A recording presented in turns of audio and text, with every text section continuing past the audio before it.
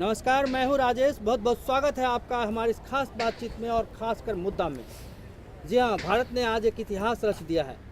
हालांकि ठीक आज से 8 महीने पहले भी प्रधानमंत्री नरेंद्र मोदी ने भारतीय जनमानस को झकझोरकर एक नया इतिहास रचा था। लेकिन तब ये कोई नहीं जानता था कि इतने कम दिनों के अंतराल के बाद दिल्ली का एक आम आदमी उनके चुनावी रथ को लगाम लगा देगा। जी हाँ, क्यों भरोसा टूटा आम आदमी का प्रधानमंत्री नरेंद्र मोदी पर से या भारतीय जनता पार्टी पर से? कैसे वादे थे ये? इन तमाम चीज़ों को आज हम समझने की कोशिश करेंगे इस प्रोग्राम के माध्यम से। हमारे साथ कई मेहमान हैं। हमारे साथ प्रसिद्ध विश्लेषक और वरिष्ठ पत्रकार देवेंद्र शास्त्री जी मौजूद हैं। भारतीय जनता पार्टी से वरिष्ठ नेता संध्या बजाज जी मौजूद हैं और कांग्रेस के प्रवक्ता ज्योति कुमार सिंह मौजूद हैं। इन तमाम लोगों से हम समझने की कोशिश करेंगे आज। चलिए हम अपनी बातचीत को आगे बढ़ाते हैं। आप सभी मेहमानों का बहुत बहुत स्वागत है हमारे इस खास बातचीत में। सबसे पहले तो आज संध्या जी डिजर्व करती हैं, क्योंकि आम आदमी का भरोसा टूटा है बीजेपी पर से, या कहिए तो प्रधानमंत्री नरेंद्र मोदी से। तो क्या हम इस घटनाक्रम को देखते हुए, जिस हिसाब से लोगों ने वोट डाले हैं आम आदमी पार्टी को, जी आम आदमी का भरोसा टूटा है, क्या हम इसे मान सकते हैं कि प्रधानमंत्री नरेंद्र मोदी के खिलाफ ये रेफरेंडम है? देखिए राजेश जी, ये कोई भरोसा नहीं टूटा है। ये दिल्ली के लोग, मैंने पहले भी कहा था, बहुत समझदार हैं। दोनों हाथों में लड्डू रखना चाहते हैं। उन्होंने एक तरफ केजरीवाल जी को ले लिया, एक तरफ मोदी तो उनके हैं ही, हमारे हैं मोदी सबके हैं, मोदी सबके साथ है। ये बात को देखते हुए उन्होंने कहा कि एक नई राजनीतिक पार्टी को मौका देना चाहिए। दिल्ली के लोगों से मेरी बात हुई है, जब भी जहाँ भी वोटर से बात हुई है, उन्होंने कहा कि एक बार ही मौका दे के देखते हैं। दिया था, गलती करी थी, लेकिन माफ़ी बहुत दिल से मांगी है। तो दिल्ली की जनता का दिल बहुत बड़ा है, उन्होंने माफ़ कर दिया केजरीवाल जी को। लेकिन अब उनकी बहुत उम्मीदें बहुत बढ़ गई हैं। 5 साल के लिए जो उन्होंने इतना बड़ा रेफरेंडम दिया है, जिस तरीके से, वो हैरानी तो हमारी पार्टी को भी है, हमको भी है। ऐसी बात नहीं है कि नहीं है, क्योंकि किसी भी एग्जिट पोल ने, किसी ने भी ये नहीं बताया था कि इतनी कम सीटें बीजेपी को आएंगी। लेकिन जो बात सामने निकल के आ रही है, वो यही निकल के आ रही है कि उन्हें मोदी भी चाहिए, उन्हें केजरीवाल भी चाहिए दिल्ली वालों को। तो मोदी कहाँ चाहिए? 3 सीट में मोदी को क्यों चाहिए? आखिर आप कहीं ना कहीं चूक गए। आपने किरण बेदी को लास्ट में उतारा, आपके कार्यकर्ता कैडर परेशान हो गए, आप कुछ भी नहीं कर पाए। इस जो ये रिजल्ट आया है उससे कहीं भी साबित नहीं होता है कि दोनों चाहिए, उन्हें मोदी भी चाहिए और केजरीवाल चाहिए। खासकर दिल्ली के चुनाव में ऐसा नहीं लगता है। तो एक तरह से मोदी जी को कहिए तो मोदी जी को नकार दिया उन्होंने दिल्ली में। मैं दिल्ली की बात कर रहा हूँ, दिल्ली के प्रधानमंत्री हैं। दिल्ली भारतीय जनता पार्टी को अपने गिरेबान में झांकना होगा, तो उनसे कहाँ पे चूक हुई है? देखिए, दिल्ली की बात ही मैं कर रही हूँ। दिल्ली के बिल्कुल साथ है हरियाणा। अभी हमने 3 महीना भी पूरा नहीं हुआ, वहाँ रेफरेंडम लिया है, वहाँ पे पूरी तरह से वोट मिला है। लेकिन जो दिल्ली में है, अर्ध राज्य है, फुल स्टेट है नहीं। और लोगों ने ये उम्मीद लगाई कि भ्रष्टाचार से मुक्ति हमको केजरीवाल जी देंगे, हमको पानी देंगे, बिजली देंगे, ऐसे लुभावने नारे की फ्री में देंगे। एक तो देंगे, एक मुफ्त देंगे, और ये सब चीज़ें, महिला सुरक्षा, इन चीज़ों पर। और दूसरा एक बात मैं कहना चाहूँगी कि पिछली बार जो हमने झेली है पूरी दिल्ली ने, वो हंग असेंबली झेली है। हंग असेंबली 1 साल इस तरीके से चली कि लोगों के मन में आएगी इस बार हंग नहीं देना, फुल देना, जो भी जिसको रेफरेंडम देना पूरा देना। इस वजह से वो पूरी तरह से आपके साथ लग ली है कि कहीं हमसे कोई चूक ना हो जाए पब्लिक से। जनता चाहती थी कि हम लोग पूरी तरह से ही आपको लाएं, ताकि कल वो बहाना नहीं बनाए कि देखिए पूरा देते आप तो मैं पता नहीं क्या क्या करता। लेकिन एक बहाना तो खत्म हुआ। अब केजरीवाल जी को बहुत कुछ करके दिखाना होगा। हम देवेंद्र शास्त्री जी के पास आएंगे, लेकिन उससे पहले थोड़ा सा ज्योति जी से हम बात कर लेते हैं। सुबह सुबह जब सब लोग देख रहे थे कि पार्टी में क्या स्थिति है, क्या रिएक्शंस है लोगों का, तो कांग्रेस दफ्तर पे कुछ लोग हाथ में तख्ती लेके नारे लगा रहे थे, प्रियंका लाओ, देश बचाओ, चापलूसो अब तो रहम करो, कुछ तो कांग्रेस पे रहम करो। क्या पार्टी की ऐसी स्थिति है कि कहीं भी नहीं, 0 पे आप आउट हो गए? ठीक बात है।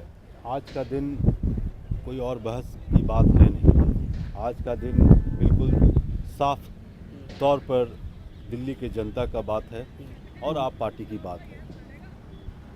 दिल्ली की जनता ने आप पार्टी पर विश्वास किया, कहीं न कहीं कांग्रेस पार्टी पर विश्वास नहीं किया। ये बात को मानने में पूरी पार्टी को कहीं भी कोई संकोच नहीं होना चाहिए और नहीं है।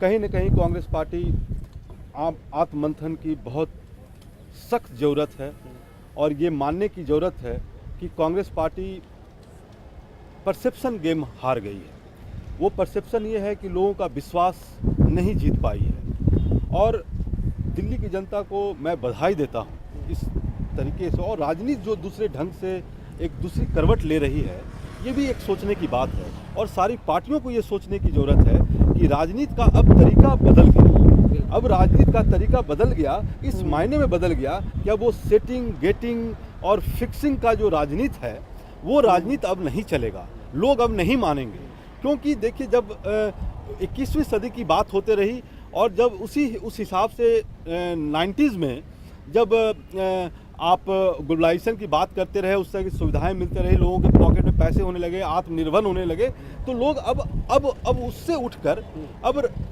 अपना परिवेश भी उसी तरह चाहते हैं। अब ये नहीं, पहले लोग व्यस्त रहते थे कि हम खाएं कैसे, लेकिन अब भगवान की कृपा से और इस देश की जो स्थिति है, अब लोग खाने पीने लायक हो गए हैं, अपना काम करने लायक। तो अब वो सोचते हैं कि राजनीति भी अच्छी होनी चाहिए, इसलिए अब वो इस पर दिमाग लगाते हैं। और जब इस पर सोचते हैं तो अब वो फिक्सिंग और सेटिंग गेटिंग की राजनीति नहीं पसंद करते हैं, चाहे वो भारतीय जनता पार्टी हो, चाहे कांग्रेस पार्टी हो, चाहे और कोई पार्टी भी हो।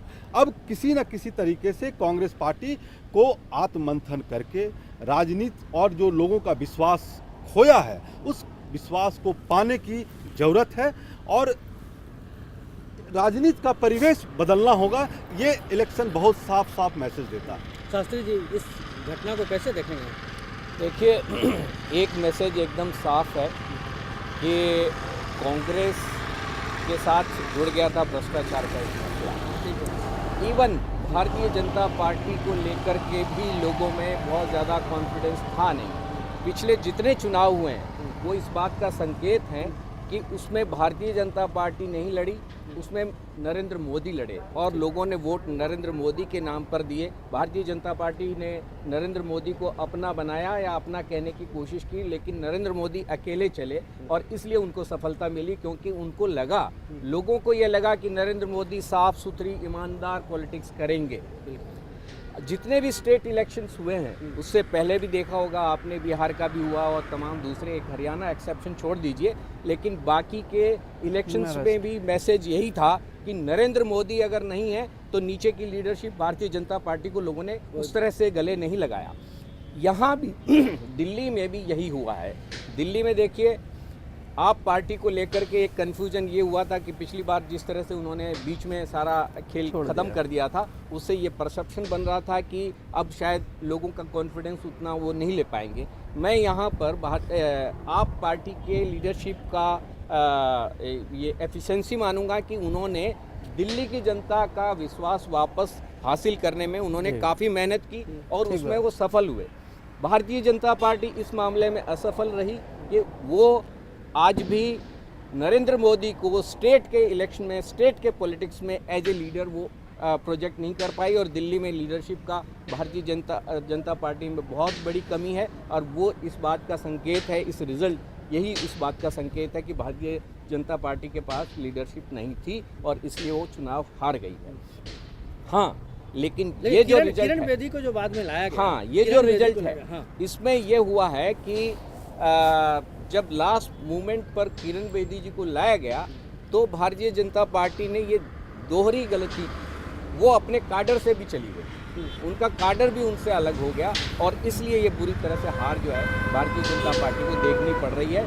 तो एक बात साफ है कि लोग विकल्प चाहते हैं, इन ट्रेडिशनल ढंग से पॉलिटिक्स करने वाली पॉलिटिकल पार्टी से पीछा छुड़ाना चाहते हैं। नरेंद्र मोदी आते तो शायद उनको वो एक्सेप्ट कर लेते, लेकिन नरेंद्र मोदी कहीं दिल्ली की पॉलिटिक्स में नहीं थे। अब आप आई, आपने एक विश्वास खोया, इसके बावजूद आपके ऊपर भ्रष्टाचार का या उस तरह की गंदी पॉलिटिक्स का अभी भी आरोप नहीं है, इसलिए उनको मौका मिल गया। तो विकल्प जो है लोगों ने, दिल्ली के लोगों ने आपको ही माना और उनको जिता दिया। तो क्या आप डिलीवर कर पाएगा? क्योंकि आज एक बड़ा सवाल हो रहा है, सुबह से ही लोग बोल रहे हैं कि भाई जीत तो गए ये, लेकिन डिलीवर कर पाना मुश्किल है। तो क्या वो इनकैपेबल दिख रहे हैं या इस तरह का कुछ आभास हो रहा है लोगों को? क्या मुझे लगता है ये है कि पिछली बार जो भी घटनाक्रम हुआ दिल्ली की पॉलिटिक्स में, उससे आप पार्टी ने कुछ सीखा होगा और ये भी समझ लिया होगा कि अब अगर हम डिलीवर नहीं कर पाएंगे तो आगे हमारे लिए कहीं कोई रास्ता नहीं है। लेकिन अगर ये डिलीवर कर पाए, जो वादे किए हैं उसमें से अगर 30% 40% भी इन्होंने डिलीवर कर दिया तो आपके लिए रास्ते बहुत सारे खुल सकते हैं। भारतीय जनता पार्टी और कांग्रेस को ये समझना होगा और देखना होगा कि हम अपने ढर्रे से बाहर निकलें तो शायद वो आपके रथ को रोक सकते हैं, वरना आपने अगर 30-40% परफॉर्म किया तो लोगों को विकल्प दिखने लगेगा। अच्छा, चलिए हम थोड़ी देर के लिए रुकेंगे क्योंकि हम सोच रहे हैं कि एक ब्रेक ले लिया जाए। वक्त हो चला है एक छोटे से ब्रेक का। बने रहिए हमारे साथ क्योंकि इस बातचीत को आगे भी हम बढ़ाएंगे और अपने मेहमानों से जानना और समझना चाहेंगे कि कहाँ पे चूक हुई और क्या होगी भविष्य की राजनीति। तमाम सारे मसले पे हमारी बातचीत आगे भी होगी। बने रहिए हमारे साथ।